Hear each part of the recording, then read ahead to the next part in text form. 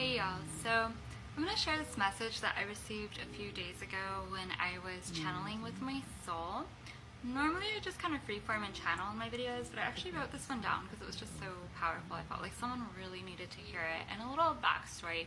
So this came to me like a week after our celebration of our 2-year wedding anniversary, which my husband and I have been going through some rough patches, and we're coming out of rough patches, and it's basically because we're both undergoing different cycles of growth and transformation at this time, and it's like relearning each other, reacquainting with each other in these new stages that we're in.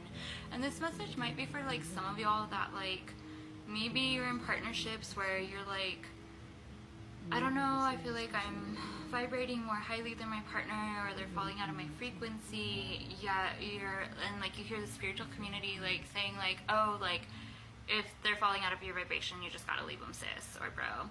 And like in your heart, you don't feel like that's totally true, and it's not like an attachment in your heart that doesn't feel like it's true. It's like the wisdom of your heart and its connection to your soul doesn't feel like that's true, right? And so this might be for you, because I mean, that might be true for a lot of people where it's like, oh, different vibrations, time to go our own separate ways. But sometimes it's really a matter of like you're both undergoing like soul development through the form of self-development and inner work and shadow work and expansion and contraction and expansion. And like you guys are committed to each other in the name of love. And maybe you don't have the models to help you carry through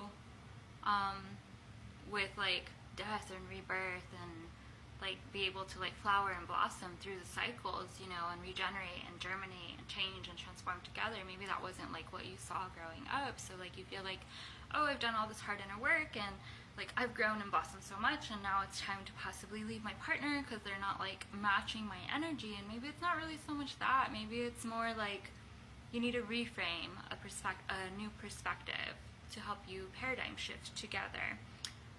And if this is resonating, then yeah, the next part will be really helpful. So everybody's heard the saying of like, oh, that person's throwing shade at me, right? So this is a reframe of throwing shade. How about for your partner, instead of throwing shade at your partner, you be the shade for your partner, right? And of course, this comes from Mother Earth, because I love Mother Earth and I channel a lot with the wisdom of nature and the cycles of nature, and my soul definitely is very in tune with nature. But yeah, be the shade for your partner, right?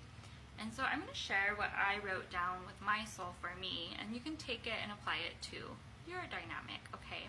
And then also a little context on this too. So the day of our anniversary, I ended up having a heat stroke and had to do a lot of introspection and reflection, because heat strokes in metaphysics symbolize being spiritually dry.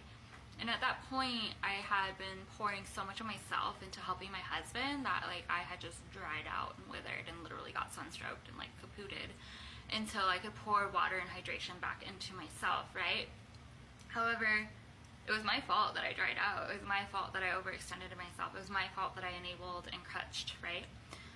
So it was a very powerful learning curve for me, and I'm still learning from it, and I'm still integrating what I've learned. But that day, right before the heat stroke, we met this lady who had a necklace that said, let your faith be bigger than your fear, which is on my wall by the front door next to my vision board that I made for my husband and I. So I was like, oh wow, we're meeting this lady, and there's like the language of my soul through synchronicity. She's wearing the exact same thing I have like by my vision board. Like I was like, what a blessing, you know? And then I know the angels spoke to me through her, because she looked at me when she said one piece, and she looked at my husband when she said the other piece. And so when she looked at my husband, she said that her husband had told her after 20, and they've been married for 25 years, that he held her hands and he told her, you see these hands? These are the only two in this partnership. It's just you and me in this marriage. And it made her really emotional. And for my husband, that information was really relevant, because he's always made it about everybody outside of us, right? Instead of us, and now he's learning how to make it about us. And then for me, when she looked at me and the angel spoke to me through her, she said, one thing my sister has always told me, and her sister's been married for like 40 years, I think is what she said, is that she always asks herself, is it worth a divorce? And I was like, wow, because I have a very fight or flight nature due to my abandonment wounds. So it's like, I want to fight or flight. And like, I'm like, divorce, stay, you know? And so both pieces were very helpful for both of us. And then after that, I went into basically a spiritual initiation of sorts by getting a heat stroke or stroked by the sun and receiving the solar codes and awakening that came with that, right? So then a few days later, when I was feeling, well, about a week later, when I was feeling well enough to channel and write, this is what my soul said to me. And they said this as I was looking around our bedroom, because I'm big on, like, I believe that the rooms of our home represent, like, the rooms of our mind, right? And I also believe that the universe, with Feng Shui, they know whose clutter is whose. So the universe, you don't gotta be OCD and clean the whole house and keep cleaning up after your babe and then be mad at them because, like, you're not having blessings. Like, the universe knows who's doing the Feng Shui work and who's not, right? But I was looking around the room and I was like, wow, there's all these plants and growth on my side of the room. And then I looked at my husband's side, and the one little plant I gave him was struggling, and there was no growth, no decorations. He still hadn't, like, unpacked his closet. And so I was like, wow, like, I have all this growth and he doesn't. It just made me kind of, like, reflective. And so I was reflective as I wrote this piece from my soul. And my soul said, it is not worth a divorce that his seeds are sprouting at a different pace than your seeds. In nature, all seeds within an ecosystem sprout in their own time, supporting one another through their shading of one another as they grow. Be his shade as he is your soil. The same way he provides you nutrients in multiple realms, you can do the same for him at your flower's vantage point.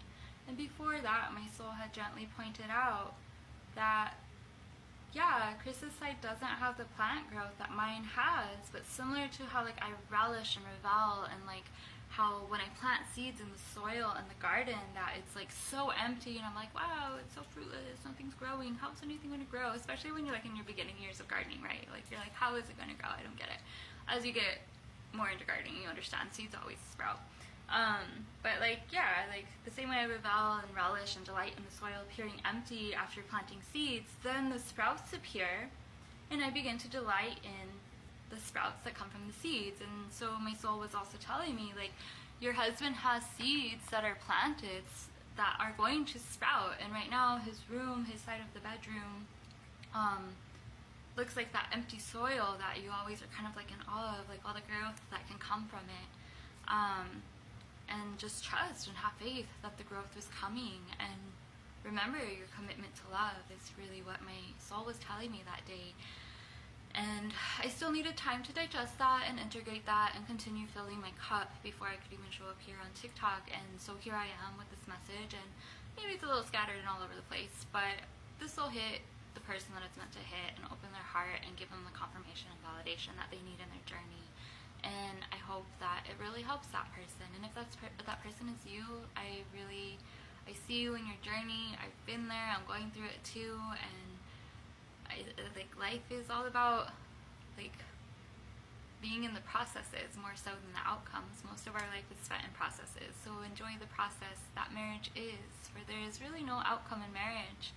It's all the process, unfolding and choosing to commit to love day in and day out. And you're not alone in that.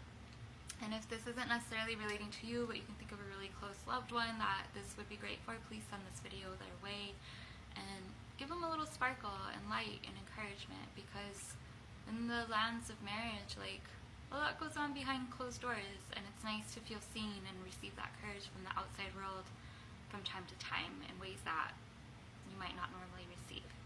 Thank you so much for watching, and be well from my heart to yours. Aha.